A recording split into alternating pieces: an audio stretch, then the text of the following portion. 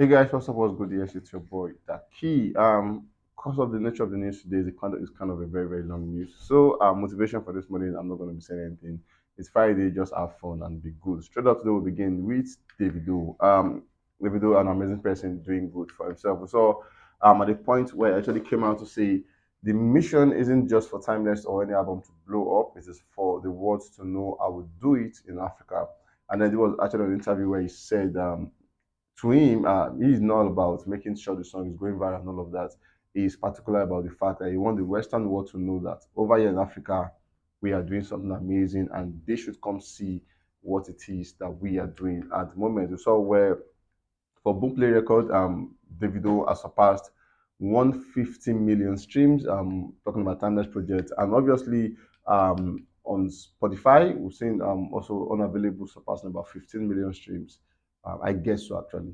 On Spotify, making it a massive one for Davido on that one. Moving on, we saw Sophie, Momodu, and Davido been trending lately, and it has been a back and forth conversation from both parties. We saw Sophie coming out yesterday to start the trend, saying, financially bullying a woman into staying with you has got to be the most disgusting thing a man can do, especially when children are involved. And she said, there's got to be a special place in hell for people who intentionally punish innocent children. It's been almost a year. Enough is enough. The amount of women going through financial abuse and being forced into silence in Nigeria is staggering. Who speaks for these women? Who defend them? Why is it okay for women to keep going through this? Only in Nigeria, the laws don't protect women or children, and the men just do the absolute most. My goodness, the whole system is just stinks. I'm sure for that saying, this cannot be okay. This should not be okay. So many women are forced into silence because these men use other ignorant women to bully and force the women they are tormenting into silence. Shame on this corrupt system. Honestly, it's time to Sorosoke because weary. Okay, I think she meant madness. It's so much like in the country. And then she said, why should it be okay for a man to force a woman to undo his responsibility as a father simply because the woman chooses to move forward and refuses to look back? I have said what I feel like saying today. Tomorrow we'll continue with the blatant truth. Enough is enough. Some women have had to resort to suicide concerning these systematic oppressions, and the one who choose to be strong for their children are considered stubborn or problematic. The crazy thing in all of this is that you will find fellow women dehumanizing these innocent women. Abba, the enabling, the scheming, the lies, and the false narrative. Enough is enough. And then she went further to actually talk about five hidden habits of a covert narcissist. And for some reasons, yeah, narcissist is a very strong word that you shouldn't use for anybody, actually, not just anybody. It's a very, very strong word you should not use for them. But then she have come out to say some are these are the traits of this. When you see this trait in anybody, you just know that they are narcissists, as it were. And then you talk about how they don't own not responsibilities, how they lie a lot, all of that. And then at this point, a lot of people are asking questions, who were you referring to? For sure, we know that the only person she has a child for is Davido. And then is this a point to say Davido doesn't take care of Maddie, as it were? For one reason, everybody knows the fact that Davido cares a lot about his kids and then is very, very big in family. So what was she talking about at this point? Anyways, Davido's response to this was, I no get time for wahala. I dey Ibiza. And obviously, he had this one where he had put no verse, and then he said he is unavailable. Like, I'm not available. Don't be angry. All of that. And then at this point when he posted this, people knew he was talking to somebody. But then the question is, who was he referring to? Not when we saw the Sophie Mohammed conversation. I was like, okay, maybe it is just adding 2 plus 2 to just give you 4. Maybe they were just throwing this to themselves, as it were. And then after the video posted this, we saw Sophie coming out to say, Mood, don't you dare, or I'm going to set it all on fire. So, what is all of this all about? Is Davido not taking care of Imade? Is Sophie claiming she needs more from Davido? Is it financial issues? Does she want money? Does she want love? What exactly is it that Sophie at this point wants from Davido? All of that we cannot wait to see when they come out to give us full details by themselves. We have Kizz Daniel as the next guy on the news. And somebody came out to say April 26th. At this time, he postponed this one and he didn't talk about it. But then the fact there's a yellow team thingy and then he had a date to it, people ask questions saying, what were you supposed to announce on this set date? Anyways, we saw where he actually posted video of himself where he was looking like he was seemingly shooting a video for a song. But then the set date for the song, as it were, did not drop. So people moved on from this one. Quick one, we saw where he came out some days ago saying album is done, back on the road, and then new music is going to drop on Friday. I think it was like Wednesday or thereabouts. Making a post that is going to drop a new song on Friday is a old big flex, and people were so happy to know that Vado was going to drop a project on Friday. Amazing one for that one. Moving on, we saw where he came through with this one. They called Shu-Peru now. For the one he postponed for the 26th, we can just know now that this is what we're talking about. How do we know that? Because it has the same theme. If you look at it, it was a theme for this for the 26th, and obviously when Shu-Peru dropped, it had similar theme. People have their thoughts about this song, but then Friday was yesterday was yeah, today's Friday, yeah. So over the midnight we saw amazing songs drop, a lot of artists drop songs, and Lane openly to say that a lot of the songs were trash. But then Kizz came out, as a matter of fact, he had one of the best songs of the day. Good one for him on down. With some people saying, can't believe this is the same Kizz that dropped Sin City, Lie, and so many other lyrics filled songs. Now dropping childish song, all in the name of it. He went further saying, now why Davido be done? 12 years and still giving us jams. That actually makes sense. These guys realize only quantity sells in Nigeria. Nobody cares about the quality of your lyrics, just put together a lot of meaningless, stagnant words, make a lot of noise, while some good beats plays at the background for 2 to 3 minutes, and trust me, you are on your way to a hit song. I totally disagree with this person. Trust me, Calm Down was not that kind of song. And it was a very big song, so you know what you're talking about. Moving on, we saw Christiana coming out to say new song is out, and obviously I will drop a video for the song by 4 p.m.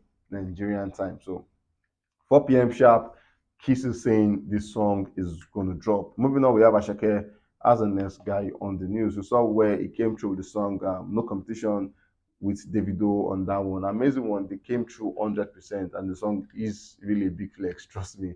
People are really vibing to this one as we speak. We saw where he came through with his own personal song, a follow up from a first single he dropped for the year, Yoga Yoga, and then it came through with 230. Amazing jam, amazing jam. At the point, 230 was up to number one, but then they spent about 2 days, 3 days. It came back, and Davido also continued the flex. Big one for both artists at the time. We saw where he came out to say, was asked a question saying, why sing in Yoruba and all of that. Then he said he feels like it is not disadvantaged because music is a language, and it's like a feeling basically. So you listen to songs and then you don't even know what the song is talking about, but just like it. And then he's saying that is what he puts in his music, and that's what he makes sure that he does in his music to make sure that his audience are not blocked by language and all of that. They just feel the music. And you can listen with this when you tell yourself the truth. That sometimes you listen to some Korean songs and then you want to cry, but then you don't even know what they're talking about. You don't even know what they are talking about. You don't even know whether it's a worship song and or whether it's you don't even know what the song is all about, but then you're like, oh, yeah, it's just emotional to you. So music is a feeling, and people love songs for different reasons. Moving on, Asake came out to announce that it was going to be doing the O2 Arena on the 20th day of August at the time, and then it was a big one for him. People came out to actually congratulate him at the time. Remember, just before he announced this, Rema already announced his own that on the 14th day of November, he was going to be doing the O2 Arena at the same time. So it was a very big flex that two youngins are doing amazingly well at the O2 Arena. But then, quick one is the fact that Asake has sold out the artist pre-sales ticket as we speak. That is a sold out. That one is already a sold out. I recall that when he did the O2 Bristol at the time in early last year, we saw where he sold out those shows in minutes, 3 minutes. Then he has to do like a 3 tons and everything. Now he's on that spree again. He has sold out the artist pre-sales tickets, and then general sales begins 10 a.m. today. Today, 10 a.m. General sales begins. Let's see how long it will take Asake to sell that one out at the same time. Moving on, we have Wizkid as the next guy on the news. We saw where he announced the Mall of Festival tour, announced more dates, and we are waiting to see if that will pan out. Moving on, we saw his father coming out to actually explain to us that at some point, he was in charge of the Alaba light system where he made sure that they had lights, and they've not had light for like a while. And then when he was there, he made sure that they had light. And then he also said He was APC chairman for about 14 years. Obviously, not national chairman, but they may be state chairman or local government chairman, whatever it is. He said he was their chairman for 14 years. And we saw people coming out to say, Mr. Balogun, you lied because APC is not 14 years. So what were you talking about saying you're a chairman for 14 years?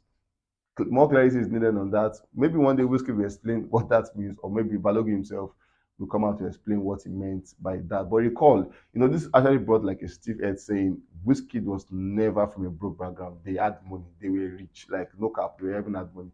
Because you cannot be a politician and also have like influence to light and all of that and not have money. So, as against earlier report that stated that Wizkid was from a very humble background where they were struggling, no joy, and all of that, it has been confirmed now that, on the contrary, they were not broke, they were not poor. Moving on, we saw Wizkid, DJ Tunes coming out with a song called Blessings, which had Wizkid, Gimba, and Wande Cole came through on that one. And then on the video of the song, we saw where a particular part that got people talking was when there was a letter to Wiz saying, "Dear Wiz, you've helped ignite the fire that turned Thames into one of the hottest musicians in the world. Just like us, you have played a part on our journey to achieving Grammy and the Oscar success. Thank you for contributing to our wins." Who made this letter? Is it Times? Is it Tunes? Is it Gambia? Who it is that made it? So all of these talks were are reflections, but then it actually came true that James actually made this one, and people now got talking that was it really Wizkid that actually had made Thames who she is? Because regardless, if she had not been on that, let's be factual, she was buzzing at the time, even before the time. We saw where she dropped some of her first EPs she did, and people were really singing to the song and all of that. So it might just have taken time, but she might just be where she is, regardless of time and all of that. So was it really Wizkid or somebody else? Is it a disclaimer? Should we call him out? Should we say it's a lie? All of those talks were on Twitter, and then you could just people to join your conversation and tell us what you think about Wizkid and Thames, about Thames' career, basically. Is it Wizkid influence, or should have been where she is without Wizkid influence? All of that, I can't wait to see your comments in the comment section. Moving on, we saw this is the bonus news I have for you guys today. Alicia Keys is set to begin a summer tour, and then she is saying, on this tour, I want to invite somebody, not just somebody an Afrobeat, not just an Afrobeat, a Nigerian singer, not just a Nigerian singer, but then a Nigerian female singer, not Thames, not Tiwa Savage, not Yemi Alade, but then I want to have Simi join me on this one because special guest is Simi, and this is going to be at places like New Orleans, Austin, Denver, Salt Lake City, Seattle, Oakland, and Los Angeles. Now, for these guys here, we know the fact that they are good in numbers, the shutdown shows, and then they have massive crowds. Simi going on tour with Alicia Keys, trust me, it's a massive big flex, and we cannot wait to see what these two magicians will do on their tour. Anyways, guys, we've come to the end of this one, and trust me when I say this, I can't wait to catch you guys in the very next one. Stay safe, guys.